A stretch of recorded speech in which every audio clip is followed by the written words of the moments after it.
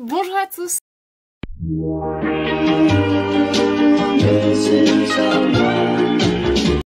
Aujourd'hui on se retrouve dans une vidéo bilan lecture de mon année 2022. Donc je vais me concentrer un petit peu sur mes statistiques Goodreads. Après je vais présenter mes coups de cœur lecture puisqu'il y en a eu pas mal. Et enfin je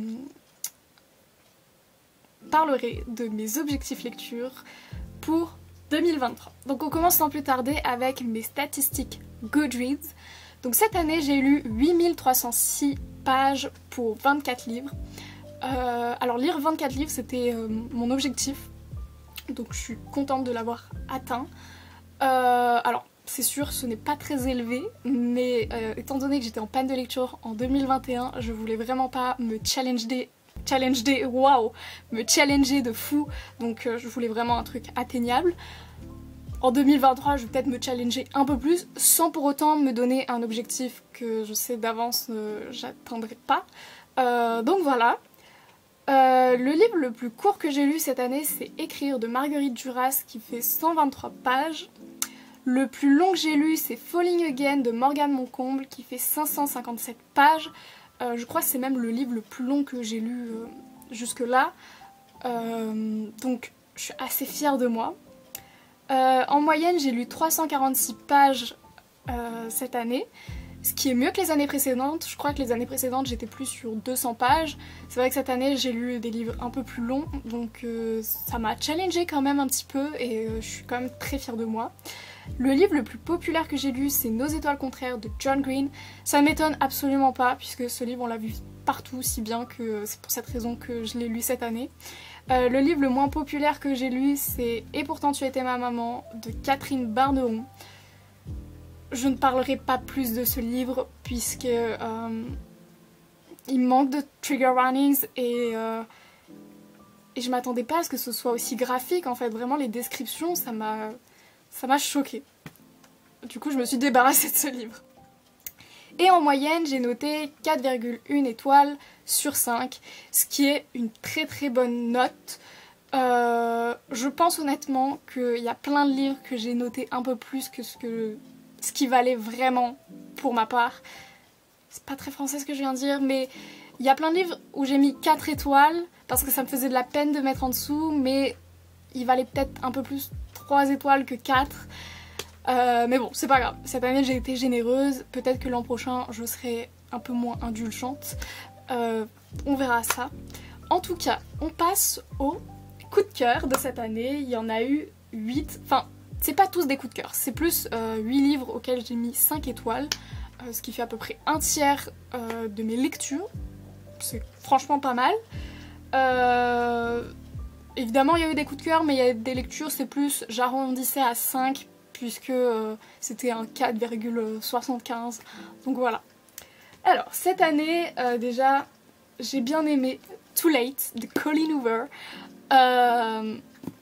Voilà, je sais pas quoi dire de plus sur ce livre, il m'a vraiment... Je sais pas, il fait plus de 500 pages, c'était le livre le plus long que je lisais à ce moment-là.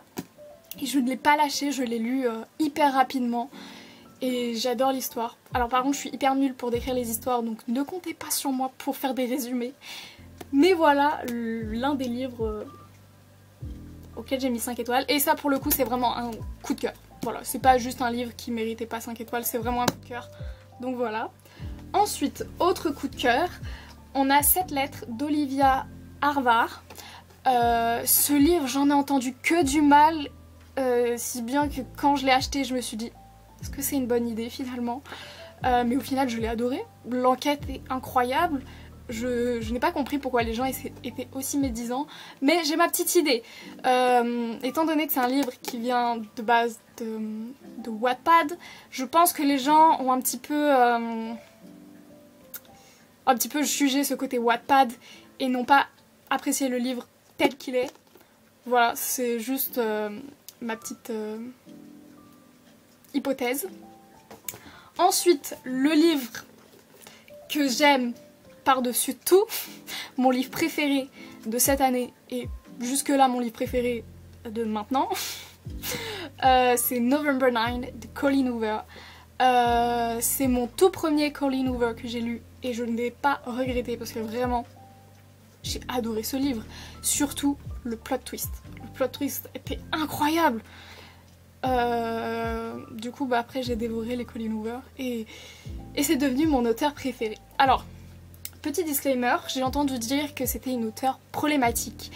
Je crois qu'il n'y a aucune preuve là-dessus, donc je ne vais pas m'avancer en disant que c'est une auteure problématique ou non, mais je trouve qu'il y a beaucoup de rumeurs sur internet, donc faites-vous votre propre avis, mais dites-vous que tant qu'il n'y a pas eu de preuves réelles, on ne peut rien avancer. Voilà. Ensuite, j'ai lu Tous nos jours parfaits, et celui-là ça a été mon livre préféré sur le moment, mais il y a November 9 qui est arrivé et qui l'a détrôné, mais vraiment incroyable aussi. Bon, il est très populaire celui-là. En fait la plupart sont très populaires, hein, vous les connaissez sûrement, donc voilà. Ensuite on a Hunting November qui est le tome 2 de Killing November. J'ai adoré Killing November, donc forcément j'ai adoré Hunting November. Alors, normalement c'était une trilogie, j'ai entendu dire qu'il n'y aurait pas de tome 3. Je suis dévastée à cette idée qu'il n'y aura pas de tome 3. Je voulais un tome 3 et voilà. Incroyable. Ensuite, on a Certain Reasons Why de Jay Asher. Bon, celui-là aussi on le connaît beaucoup. Il a été même adapté en série. Je n'ai pas encore vu la série, donc je peux pas dire si elle est bien adaptée ou pas, mais le livre m'a convaincue, plus que convaincue même. Il était incroyable. Je vais dire ça pour tous les livres. Ensuite, il y a Felix Ever After. J'avoue que le début ne m'a pas emballé, mais ensuite, j'ai bien aimé les personnages. Et au final, il a eu son petit 5 étoiles, mais ça pour le coup, ce n'était pas un réel coup de cœur. C'était plus un livre que j'ai vraiment bien aimé. Et ensuite, en autre non coup de cœur, je ne sais pas si ça se dit, on a Et ils meurent tous les deux à la fin. Bon, celui-là aussi on le connaît. En fait, ils sont tous connus, hein, vraiment, je crois. Hein. À part cette lettre, peut-être, qui est le moins connu de tous, de ceux que j'ai présentés, je sais pas. En tout cas, celui-là, je ne regrette pas de l'avoir acheté en édition collector, parce que déjà il est sublime, et en plus l'histoire, elle m'a touchée de fou. En fait, pourtant c'est dit dans le titre qu'ils meurent tous les deux à la fin, mais c'était si brutal que vraiment ça m'a fait beaucoup de peine. Donc voilà pour ce qu'il en est de ce livre. Oh, c'est la tranche? Non, c'est le dos? Je sais plus. C'est la tranche. Le dos c'est là. Vraiment, après ça dit que ça fait des vidéos sur les livres. Hein. Bon, et ça se dit passionné de lecture. Donc maintenant on passe aux objectifs lecture de 2023. Ça passe si vite. Alors que je retrouve ma petite liste, je sais pas où je l'ai mise, ah, elle est là. Alors, je pensais que j'en avais plus que ça, mais au final non, cette partie ne va pas durer très longtemps. Donc déjà cette année j'aimerais bien lire 36 livres, ce qui fait 3 livres par mois. Je pense que c'est quelque chose que je peux faire. Après, j'ai un peu peur des pannes de lecture parce que j'ai du mal à m'en sortir généralement, mais j'y crois quand même. Et 36 livres, ça serait pas mal. Après, franchement, si j'atteins au moins les 30 livres, je suis déjà très fière de moi.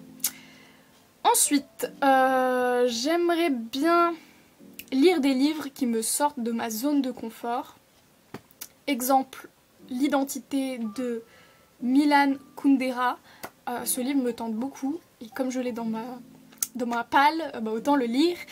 C'est pas du tout le genre que je lis habituellement et cette année déjà j'ai réussi à lire des livres qui me sortaient de ma zone de confort.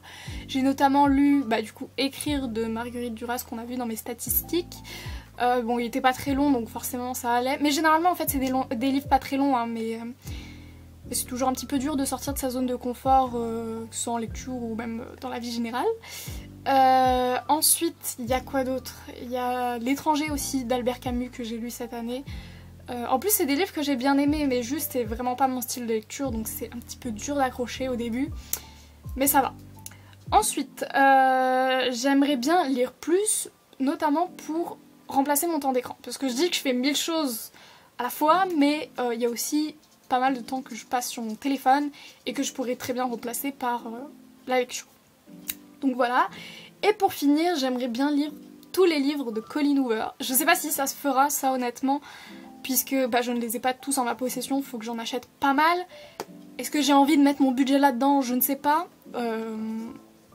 Mais j'aimerais bien lire tous les livres de Colleen Hoover en général. Que ce soit cette année ou pas, ça change pas grand-chose, mais pourquoi pas cette année. Vu que c'est une plume que j'apprécie, des livres que j'apprécie, ça pourrait m'aider à atteindre mon objectif de 36 livres. Donc voilà, je crois que c'est à peu près tout. J'espère que j'ai oublié rien. Il me semble que j'ai rien oublié. Hein.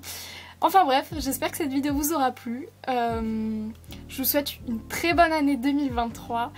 Et puis on se retrouve pour une prochaine vidéo. Bisous!